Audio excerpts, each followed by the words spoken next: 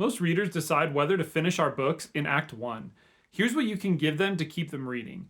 I'm deep in Act 1 with my current work in progress, so this has been top of mind for me. Here's what I focus on, as well as some advice from other authors. First off, Act 1 needs to establish your primary characters. Yes, we need physical descriptors and all that good stuff, but by the end of Act 1, we should also have a feel for their motives, as well as some of their fears or weaknesses or flaws.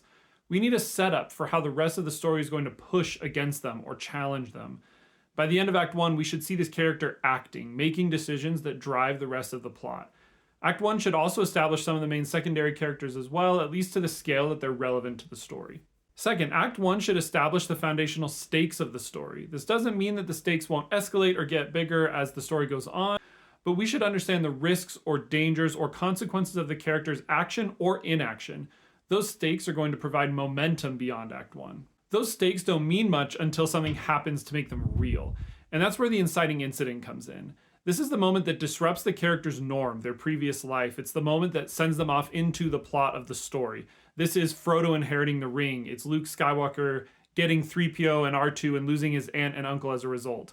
Your inciting incident should force the character into a choice they can't take back, one that makes the old normal impossible to return to. Act 1 should also start to ground us in the world, especially in sci-fi and fantasy. What makes this world different or unique? This is often where some writers, myself included, in early drafts can get info dumpy or expository in how we introduce the reader to the world.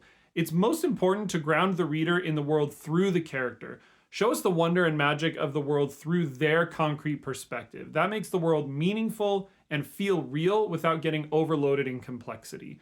Again, the rest of your story will elaborate on that world and build it out further. You don't need to cram it all into Act 1.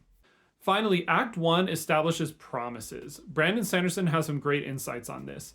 These promises establish expectations around the story, and they include elements like the tone, the genre, and even signals about the plot. By the end of Act 1, the reader should have an idea of whether this is a dark fantasy murder mystery or a humorous but heartfelt quest. I do want to note with all this that I rarely feel like I get Act 1 right in the first pass. I always go back and refine that part of the story once I have the ending more figured out. What do you do to ensure that you're setting up your story well and engaging readers in Act 1?